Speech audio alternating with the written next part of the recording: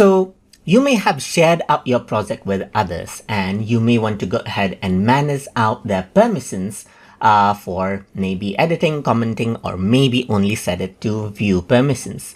In that case, you need to go around over here onto the share option right here. So once you go there, you can see that this is what you have, and you see all of the email addresses with whom you have actually shared out your project.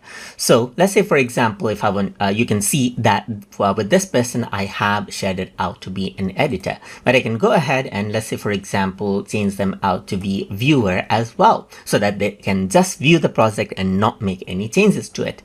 Apart from that, you can also go ahead and then make them out as a commenter right here.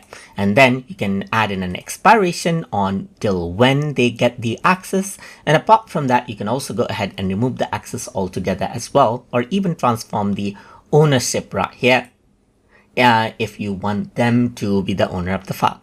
So here you can see that right now the general access now is with anyone with the link, they can go ahead and view the file. But if you just want them to view, then you can go ahead and then update this out right here as you want right here. The access gets updated right here just like this, and you can do the same. You can change them around to be the editor as well, and so forth, and make further changes as you like.